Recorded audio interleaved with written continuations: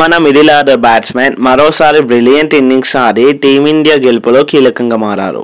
Shockingly ఈ రోజు match కి నీ ఇంజురీ వల్ల విరాట్ కోహ్లీ దూరమయ్యాడు. అలానే హర్షిత్ రాణా, యశస్వి జైస్వాల్ ఓడిఐలో డిబట్ చేశారు. ముందుగా టాస్ గెలిచిన ఇంగ్లాండ్ బ్యాటింగ్ ఎంచుకుంది. పవర్ ప్లేలో ఇంగ్లాండ్ ఓపెనర్స్ అయితే మంచి ఇన్నింగ్స్ ఆడారు.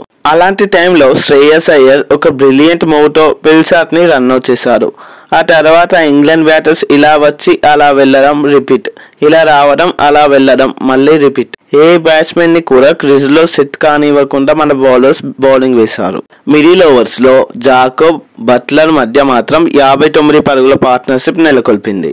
అందువల్లే ఇంగ్లాండ్ స్కోర్ 200 దాటింది. లేదంటే 160 నుండి 180కే ఆల్అౌట్ అయ్యేది.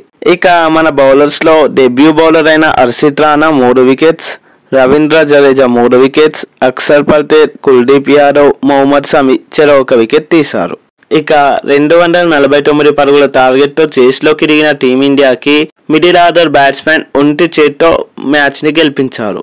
ఎస్పెషల్లీ శ్రేయస్ అయ్యర్ 160కి పైగా స్ట్రైక్ రేట్ తో బ్యూటిఫుల్ షాట్స్ ఆడారు. కేవలం 36 బాల్స్ లోనే 59 పరుగులు చేశారు. దీంతో ఓడిఐలో నంబర్ 4 పొజిషన్ లో తన స్థానాన్ని పదిలం చేసుకున్నాడు. అలానే శుభ్మన్ గిల్ కూడా ఒక మంచి నాక్ ఆడారు. 96 బాల్స్ లో 14 బౌండరీలతో 87 పరుగులు చేసి ఇంగ్లాండ్ బౌలర్స్ కి చుక్కలు చూపించారు. సెంచరీ పక్కా అనుకున్న టైంలో బట్లర్ కి క్యాచ్ ఇచ్చారు. బట్ తనతో ఆడిన ఆల్రౌండర్ అక్షర్ పటేల్ మరోసారి వర్త్ అనిపించాడు.